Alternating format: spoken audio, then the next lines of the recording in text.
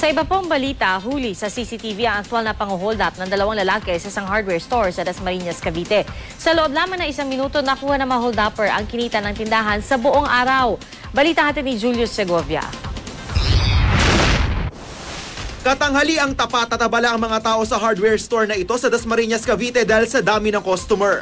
Mapapansin sa kuha ng CCTV na ang lalaking nakabackpack at ang lalaki sa likuran na nakasombrero tila naghihintay lang na mapagbilhan. Bibili po siya ng pintura. Tapos nung kukuha na po ng pintura, ilalagay ko na po sa plastic. Tapos bigla niya pong ikinasa yung baril. Ang sabi niya po, hold up to, walang aalis. Tinutukan ng baril ng dalawang suspect ang nakabantay sa kaha. Ilang customer din ang sinindak din ng mga suspect. Tapos kinuha niya po lahat ng perang benta po namin. Tapos pagsara niya po ng drawer, nakita niya po yung bag ng boss po namin, kinuha niya po. Bali po may laman po siyang pera na nasa 85,000. Tapos mga personal checkbook at saka po mga cheque.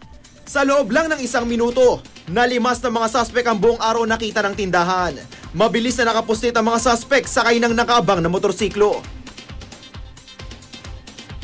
Sobrang takot po ako noon, na-trauma po talaga ako. Tapos iyak po ako ng iyak. Tapos sinubukan po namin humingi ng tulong sa pulis para po mahabol yung mga hold-upper. Tapos wala po sila kasi lunch break po. Ayon sa mga pulis, patuloy pa ring tinutugis ang mga suspect. Julius Segovia, GMA News.